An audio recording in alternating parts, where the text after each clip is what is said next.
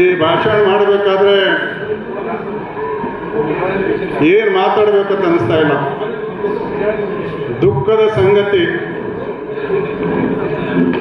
ಇಡೀ ಭಾರತ ದೇಶ ರಕ್ಷಣೆ ಆಗಬೇಕಾದ್ರೆ ನಮ್ಮ ತಾಯಂದಿರಿಗೆ, ನಮ್ಮ ಸ್ಕೂಲಿನ ವಿದ್ಯಾರ್ಥಿನಿಯರಿಗೆ ರಕ್ಷಣೆ ಆಗಬೇಕಾದ್ರೆ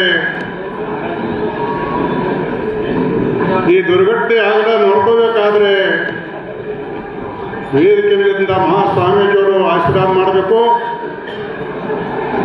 ಇವತ್ತಿನ ದಿವಸ ಭಾಳ ಸಮಯ ತೊಗೊಳ್ಳಲ್ಲ. ನಾವು ಭಾಳಷ್ಟು ಅಧಿಕಾರ ಇದ್ದೊಳಗ ಇಂಥ ಘಟನೆಗಳಾಗಿವು. ನ್ಯಾಯ ಕೊಡುವಂಥ ಕೆಲಸ ಎಲ್ಲ ಸಮಾಜದವ್ರು ಕೂಡಿ, ಪ್ರಮುಖರು ಕೂಡಿ ನ್ಯಾಯ ಕೊಡುವಂಥ ಕೊಡಿಸೋಂಥ ಕೆಲಸ ಮಾಡಿದ್ದಾರೆ. ಆದ್ರೆ ಇಂಥ ಪಾಪಿ ಅವನಿಗೆ ಶೂಟ್ ಮಾಡಬೇಕು, ಮಗನಿಗೆ ಅಂದರೆ ಭಾರತ ದೇಶ ಕಣ್ ಕರೀತದ.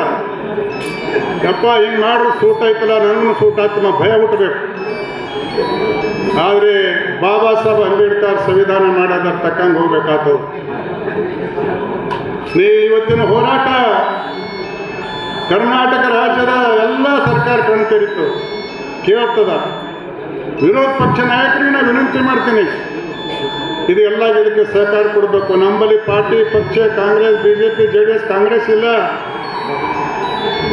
ಎಲ್ಲ ಸ್ವಾಮೀಜಿಯವರ ನೇತೃತ್ವದಲ್ಲಿ ನಾವು ಒಕ್ಕಟ್ಟಾಕಿ ಇವತ್ತು ಪ್ರತಿಭಟನೆ ಮಾಡ್ತಾ ಇದ್ದೇವೆ ಅನ್ಯಾಯ ವಿರೋಧ. ಇವತ್ತ ಟೆಕ್ನಿಕಲ್ ಪ್ರಕಾರ, ಕಾನೂನು ಪ್ರಕಾರ ನಮ್ಮ ಹೋರಾಟಕ್ಕೆ ಮನ್ನಣೆ ಕೊಟ್ಟು ಅಟ್ಲೀಸ್ಟ್ ಸೂಟ್ರಿ ಆಗಬೇಕಿದ್ರೆ ಅವನಿಗೆ ಗಲ್ ಶಿಕ್ಷೆ ಆಗಬೇಕು. ಗಲ್ ಶಿಕ್ಷೆ ಆಯ್ತಂದ್ರೆ ಇಡೀ ಭಾರತ ದೇಶ ನೋಡ್ತದ, ಒಬ್ಬ ಹಿಂಗೆ ಮಾಡಿದ್ರಿ ಗಲ್ ಶಿಕ್ಷೆ ಆಗ್ಯದ ಅಂತ ಲೆಕ್ಕ ಹಾಕ್ತಾರ. ಅನ್ಯಾಯ ಮಾಡಕ್ಕೆ ಹೋಗಲ್ಲ. ಅಂಥ ಪಾಪಗಳಿಗೆ ಕಣ್ಣಿಟ್ಟು ನೋಡಬಾರ್ದು. ಆದರೆ ಇವತ್ತ ದುರ್ಘಟನೆಯಾಗಿ ಕಿವಿ ಮೇಲೆ ಬಂದ ಬಳಿಕ ಅಜಯ್ ಸಿಂಗ್ ಸಾಹೇಬ್ ಕ್ಷೇತ್ರ ಬರ್ತಾ ಮಾತಾಡಿದೆವು. ನನಗೆ ಪರಿಹಾರ ಮಹತ್ವ ಅಲ್ಲ, ಪರಿಹಾರ ದುಡ್ಡು ಬರ್ತದ ಹೋಗ್ತದ, ಒಂದು ಭಿಕ್ಷಕನು ಹೊಟ್ಟೆ ತುಂಬಿಸ್ಕೋತಾನ. ಆದರೆ ಇದರ ತಕ್ಕಂತೆ ಪಾಠ ಕಲಿಸರೆ ಅದು ಕೋಟಿ ಕೋಟಿ ಪರಿಹಾರ ಕೊಟ್ಟಪ್ಪಲೆ ಆಗ್ತದ. ಅದಕ್ಕೆ ನಾನು ನ್ಯಾಯಾಧೀಶರಿಗೆ ಸುಭಾಷ್ ರಾಠೋಡ್ ಹೇಳಿದ್ದಾರೆ, ಒಂದು ಮಹಿಳಾ ನ್ಯಾಯಾಧೀಶರಿಗೆ ನೇಮಕಾತಿ ಮಾಡಿ ಆ ಸಂಸ್ಥೆಯಿಂದ ಎಷ್ಟೆಷ್ಟು ಅನ್ಯಾಯ ಆಗ್ಯದದು ಎನ್ಕ್ವೈರಿ ಆಗಿ ರಿಪೋರ್ಟ್ ಹೊರಗೆ ಬರಬೇಕು. ಮತ್ತು ಅವ್ರ ಸಂಸ್ಥೆಯಿಂದ ಇವತ್ತು ಕ್ಲೋಸ್ ಆಗಿಬಿಡಬೇಕು. ಆ ಸಂಸ್ಥೆ ನಡಿಬಾರ್ದು.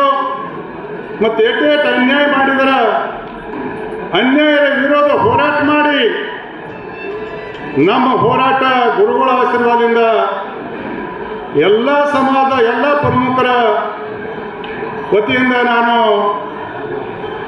ಸರ್ಕಾರಕ್ಕೆ ಮನವಿ ಮಾಡ್ತೀನಿ.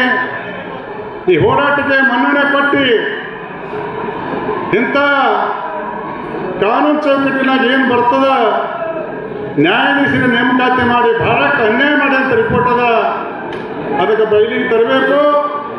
ಅವನಿಗೆ ಗಲ್ ಶಿಕ್ಷೆ ಬೇಕಾದ್ರೆ ಶೂಟ್ ಮಾಡಬೇಕಂತ ನನ್ನ ಅಭಿಪ್ರಾಯ ವ್ಯಕ್ತಪಡ್ತೀನಿ. ಬಂಧುಗಳೇ, ಇವತ್ತು ನಮ್ಮ ಬಂಜಾರ ಸಮಾಜ ಪರಂಪರೆ ನಮ್ಮ ಹಿಂದೆ ನಮ್ಮ ಹೆಣ್ಮಕ್ಳು ಲಗ್ನ ಆದರೂ ಕೂಡ ಒಂದೊಂದು ವರ್ಷ ಗಂಡದಲ್ಲಿ ನೋಡ್ತಾ ಇರಲಿಲ್ಲ, ಮಾರಿ ಮಚ್ಕೊಂಡಿರ್ತ. ಇಂಥ ಗೌರವ ಇದೆ ನಮ್ಮ ಸಮಾಜ.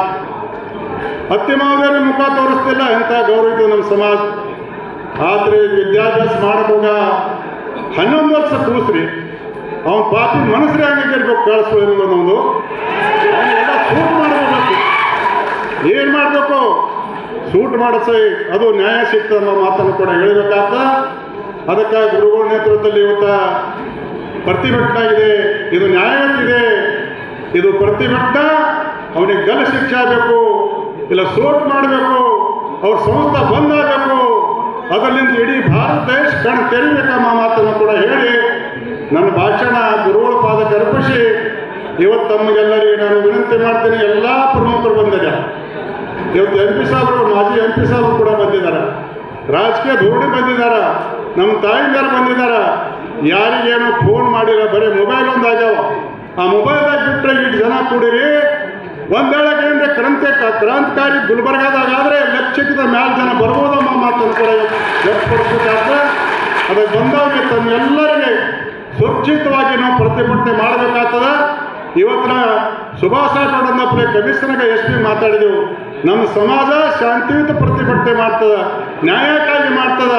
ನೀವು ಯಾಕೆ ಗಾಡಿ ಹಿಡಿಗಿದ್ರಿ ಅಂದ್ರೆ ಅವ್ರು ಏನೋ ಒಂದು ನಮ್ಮನ್ನ ಹೇಳಿದ್ರು, ಅದು ಹೇಳಕ್ಕೆ ಹೋಗಲ್ಲ. ಆದರೆ ಒಬ್ಬರಿಗೆ ನಿಂದಿರ್ಸಲ್ಲ ಅಂತ ಹೇಳಿದಾರ. ಅದನ್ನು ಕೂಡ ಎಲ್ಲೆಲ್ಲಿ ಗಾಡಿ ನಿಂದಿರಿಸಿ ಚೆಕ್ ಮಾಡಿ ಬಿಟ್ಟಾರ ಅಂತ ಹೇಳಿದಾರೆ, ಸುದ್ದಿ ಆಗ್ಯದ. ಅದಕ್ಕೆ ಯಾವ್ದಾರೆ ಒಂದು ಗಾಡಿ ನಿಂತಿತ್ತಂದ್ರೆ ಎಲ್ಲ ಕೂಡ ಹೋಗಾರಲ್ಲಿ ಅವನ ಮಗನಿಗೆ ಸಸ್ಪೆಂಡ್ ಮಾಡಿಸ್ತೇವೆ. ಯಾಕಂದ್ರೆ ನಮ್ಮ ಪ್ರತಿಭಟನೆ ಶಾಂತಿಯನ್ನು ನಾವು ಮಾಡಬೇಕು. ಒಳಗೆ ಯುವಕರಿದ್ದೀರಿ, ಶಿಟ್ಟಿನ ಕಾಲಾಗ ನಾವು ಕಾನೂನು ಕೈಯಾಗಿ ಹೋಗಬಾರ್ದು. ಗುರುಗಳ ನೇತೃತ್ವದಲ್ಲಿ ಮುಂದೆ ನಾವು ಹಿಂದೆ ಶಾಂತಿಯುತ ಪ್ರತಿಭಟನೆ ಮಾಡಿ DC ಆಫೀಸ್ಗೆ ಮನೆ ಪತ್ರ ಸಲ್ಲಿಸಾರೆ, ಸರ್ಕಾರ ಕಣ್ ತೆರೆಸಾರೆ, ವಿರೋಧ ಪಕ್ಷದವ್ರು ಕಣ್ ತೆರೆಸಾರೆ, ನ್ಯಾಯ ಕೊಡಿಸಾರೆ ಅನ್ನೋ ಮಾತನ್ನು ಕೂಡ ಹೇಳಿ ಎಲ್ಲ ಗುರುಗಳ ಪಾದಕ್ಕೆ ವಂದಿಸಿ ತಮ್ಮೆಲ್ಲರಿಗೂ ವಂದಿಸಿ ನಾನು ಮಾತು ಕೊಡ್ತೀನಿ. ಜೈ ಹಿಂದ್, ಜೈ